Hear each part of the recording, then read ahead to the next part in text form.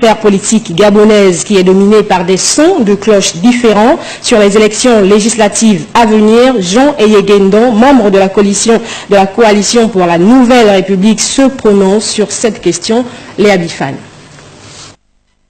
Considéré comme un libéral au sein de la coalition pour la Nouvelle République dirigée par Jean Ping, Jean Eyégendon se positionne désormais comme un résistant engagé à respecter les principes de cette coalition. Mon état d'esprit actuellement est porté sur la situation du pays, le contexte politique. Si je suis logique avec moi-même, je ne peux pas dire que je suis partant pour les élections législatives à venir. L'opposition, cristallisée encore par les résultats de la dernière élection présidentielle, n'envisage pas un troisième dialogue, sauf si il y a des préalables. Il faudrait appeler la communauté internationale en acceptant un dialogue ou en tout cas, oui, un dialogue inclusif et sans tabou et sincère. Mais il faut y mettre les conditions que tout un chacun accepte. C'est donc chaque camp politique qui propose sa formule pour une réconciliation nécessaire à la cohésion nationale.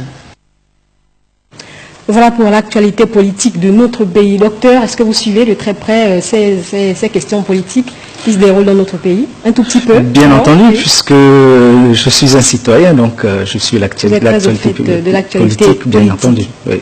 Alors, 50 milliards de dollars par an, c'est le coût de la corruption dans l'ensemble des pays africains, selon les experts. Est-ce que la lutte contre ce fléau est une vue de l'esprit ou c'est un objectif qu'on peut finalement atteindre, selon vous? C'est un objectif à atteindre et qui, à mon avis, doit être une priorité.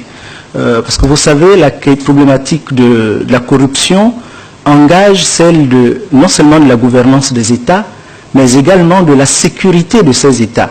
Voyez-vous, quand on est dans un pays où il y a une corruption qui est gangrénée par une corruption, il y a un danger pour que ce pays-là, la gouvernance soit mauvaise, mais en plus, pour des questions de sécurité, imaginez-vous, nous parlons de la libre circulation aujourd'hui, imaginez-vous que tous les agents des États qui sont au niveau des frontières soient corrompus, ça signifie qu'il y a danger que les questions, par exemple, de terrorisme, et que, notamment dans notre zone de l'Afrique centrale avec Boko Haram, on peut s'imaginer que ces populations, ou du moins ces activistes, ces terroristes puissent pénétrer les États sans qu'il n'y ait un véritable contrôle. Pourquoi? Parce que ceux qui sont chargés de protéger le territoire ou au fil de leur parcours, ceux qui sont chargés de pouvoir veiller à la stabilité des États, s'ils sont corrompus, eh bien, l'État est en danger. Et donc, il y a par exemple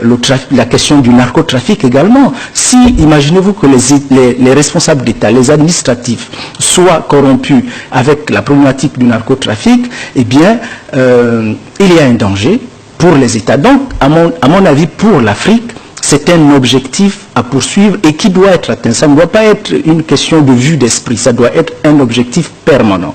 Lutter fortement contre la corruption pour la sécurité des États. Est-ce que finalement aujourd'hui l'Union africaine a les moyens de s'assumer lorsqu'on parle de son émancipation de la tutelle des pays occidentaux? L'Union africaine doit se donner les moyens de s'assumer.